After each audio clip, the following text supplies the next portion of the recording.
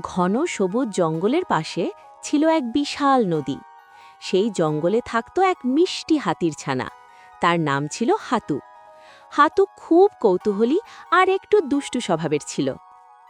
একদিন হাতু নদীর ধারে খেলতে খেলতে দেখল একটা ছোট মাছ পানির ওপর লাফাচ্ছে। মাছটি বলল, আমার নাম ঝিলিক, আমি নদীর গভীরে যেতে চাই, কিন্তু একা ভয় লাগছে। ঠিক তখনই পানির ভেতর থেকে ভেসে উঠল এক কুমির। তার নাম কামরু। সে দেখতে ভয়ঙ্কর হলেও মনটা ছিল ভালো। কামরু বলল, ভয় পেও না, আমি তোমাকে গভীরে নিয়ে যাব।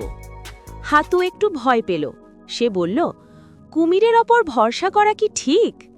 এমন সময় পাশে থেকে ধীরে ধীরে এগিয়ে এলো এক কচ্ছপ। নাম তার কুশল। কুশল ছিল খুব জ্ঞানী। কুশল বলল, সবাইকে চেহারা দেখে বিচার করা ঠিক না। এদিকে এক ছোট্ট পিঁপড়ে নাম পিকি হাতুর পায়ের ওপর উঠে বলল, আমরাও সাহায্য করতে পারি। সবাই হেসে উঠল। হাতু বলল, তুমি এত ছোট, কিভাবে সাহায্য করবে? পিকি আত্মবিশ্বাসে বলল, ছোট বলে শক্তি কম নয়। হঠাৎ বিপদ। হঠাৎ নদীর স্রোত খুব বেড়ে গেল। ঝিলিক স্রোতে ভেসে যেতে লাগল। কামরু দ্রুত সাঁতরে গেল তাকে বাঁচাতে। হাতু তার লম্বা সুর বাড়িয়ে দিল।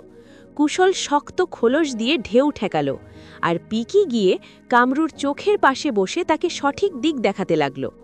অবশেষে সবাই মিলে ঝিলিককে বাঁচাতে পারল। শিক্ষাটা কি? সেদিন হাতু বুঝল, ১. বড় ছোট সবাই গুরুত্বপূর্ণ। ২. কাউকে চেহারা দেখে বিচার করা ঠিক নয়। ৩. একসাথে কাজ করলে বড় বিপদও জয় করা যায়। হাতু হাসতে হাসতে বলল, বাবারে বাবা, আজ তো আমরা সত্যিকারের টিম হয়ে গেলাম। সবাই নদীর ধারে বসে সুস্বাস্থ্য দেখল, আর সেই দিন থেকে তারা হয়ে গেল জঙ্গলের সেরা বন্ধু।